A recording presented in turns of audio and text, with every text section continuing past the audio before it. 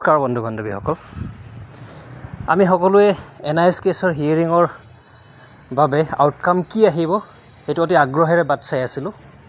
চ' finally আজি hearing হ'ল। আপোনালোকে বিভিন্ন ভিডিঅ' ক্লিপছ চাইছে।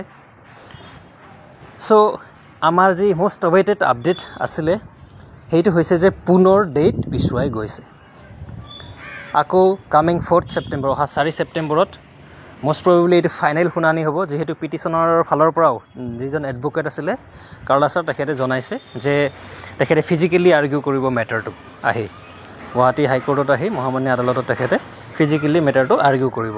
ইয়াতে কেইটামান কথা আছে বন্ধু বান্ধৱীসকল। ইয়াত IA কথা যিখিনি মাজত ফাইল হৈছিলে ইয়াৰ লগত লিংক কৰি সেইখিনি কথাও ডিছকাছ হ'ল। 169 কেণ্ডিডেটছক তেওঁলোকৰ ৰাইটটো আমি প্ৰিজাৰ্ভ কৰি ৰাখিম, কিন্তু মেৰিট লিষ্ট বা ৰিক্ৰুটমেণ্ট প্ৰচেছটোত আগবাঢ়িম বুলিও জনালে। আৰু বিশেষকৈ এটা কথা আমি মানিব লাগিব বন্ধু বান্ধৱীসকল, যে গভৰ্ণমেণ্ট এডভকেট মহোদয়ে কৈছে যে কোৰ্টক পাৰ্মিশ্যন বিচাৰিছে যে আগৰ কিছু অৰ্ডাৰৰ ৰেফাৰেঞ্চ তেখেতে দিছে, যিহেতু এইখিনি আইনী মেটাৰ আমি বিশেষকৈ ইমান আইনী টাৰ্মছবিলাক আমি নাজানো, তথাপি এইটো বুজি পোৱা গৈছে যে চৰকাৰৰ সদিচ্ছা আছে বুলি। বিকজ তেখেতে কৈছে যে যোনে যোনে পিটিশ্যন ফাইল কৰিছে তেওঁলোকৰ যিখিনি ৰাইটছ সেইখিনি থাকিব, যিখিনি প্ৰভিজন আছে পিছতো তেওঁলোকক হেৰি কৰিব পৰা যাব, কিন্তু ৰিক্ৰুটমেণ্ট প্ৰচেছটো ষ্টপ হ'ব নালাগে, তাৰ কাৰণে কোৰ্টক তেখেতে পাৰ্মিশ্যন বিচাৰিছে।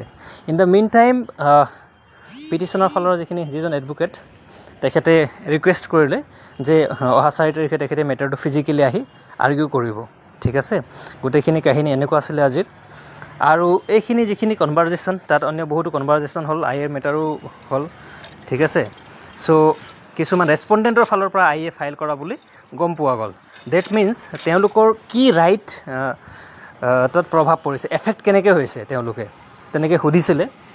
চ' যিহেতু বস্তুটো ডিলে হৈছে সেইকাৰণে এফেক্ট হোৱা বুলি জনাইছিলে।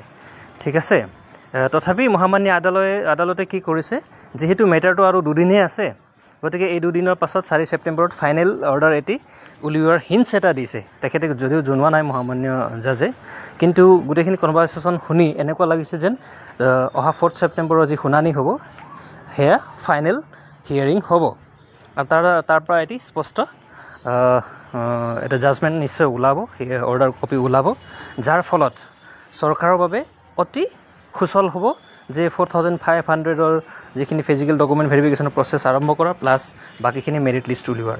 লগতে এটা কথা উল্লেখ কৰোঁ বন্ধু বান্ধৱীসকল, গভৰ্ণমেণ্টৰ ফালৰ যিজন এডভকেট মহোদয় আছিলে তেখেতে জনাইছে যে চৰকাৰে ৰিচেণ্টলি বিভিন্ন ধৰণৰ এপইণ্টমেণ্ট ডিষ্ট্ৰিবিউট কৰিব গৈ আছে, গতিকে এপইণ্টমেণ্ট প্ৰচেছটো যদি ষ্টপ হয় ছাত্ৰ ছাত্ৰীসকলৰ ফিউচাৰৰ কথা আছে, ষ্টুডেণ্টছৰ, তেখেতে জনাইছে কিন্তু এইটো বস্তুটো।